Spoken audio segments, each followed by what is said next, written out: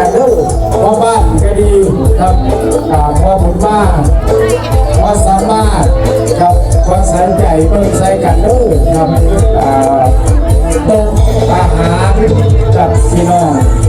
มารวมอนุโมทนากองบุญแล้วพอพิสถานที่นั่งรับประทานอาหารกับเบิ่งใส่กันเนาะครับเนาะพอมีอีหลี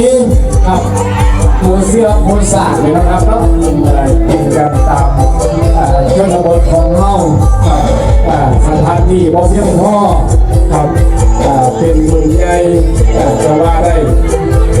พี่น้องมาทำบุญครับนี่มีของหนึ่งเป็นบุญสอยดาวสาวเดือนครับส่วน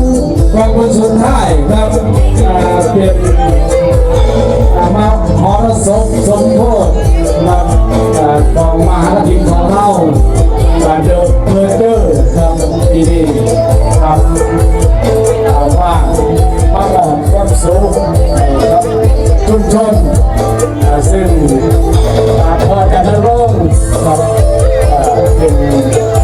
คนในชุมชนที่นี่ลดราคาคือครับคือว่าสิเปิดวง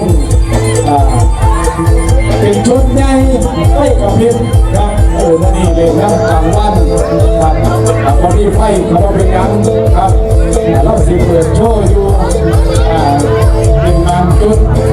ใกล้หน้าวิธีครับส่วนกำหนดการเล่นดนตรีครับ10 โมงเช้านะครับครับพี่น้องมารวมทับบุญแล้วขยับเฝ้าครับสอยดาวไปเรื่อยๆไปพร้อมข้างนะครับรอดนตรีครับจะได้เปิดการแสดงครับ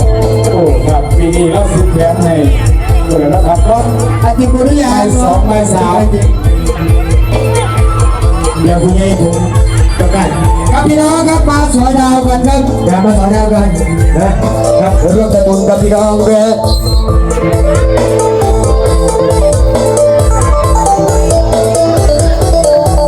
ครับเดี๋ยวใจเย็นนะไอ้สกิน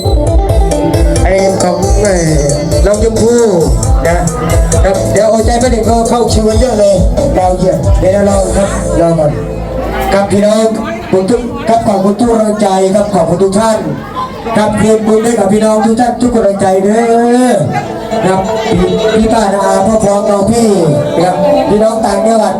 พี่น้องครับบ้านหนองยาคอนกครับพี่น้องบ้านเขาเนี่ยมาลงทั้งบุญเนาะเดี๋ยวพ่อชุมพรครับมาลงทั้งบุญน้ำกันนะขอบคุณครับทุกกำลังใจครับตำบลดงสนองแล้วนะครับดีใจภาคภูมิใจครับมีบุญแม่กับพี่น้องทางครับเขตฝั่งของทิศตะวันตกนะครับขวัญใจมหาชนครับทำบุญร่วมกันเนาะกับศรัทธาของพี่น้องครับหลังไหลครับหลังไหลมาเป็นกับสายฝนเมื่อเช้านี่แหละเชื่อต้องก็ว่าอาจารย์ดีเจก็ประมาณนี้เองเนาะครับสายทานของพี่น้องทำไปเรื่อยๆนะครับเชื่อครับสายทานครับทำไปเรื่อยๆสายฝนนะครับเขาบอกว่าอันความกรุณาปราณีจะมีอะไรบ้างครับก็หาไม่หลังมาเองเล็กสายฝนทักใจครับ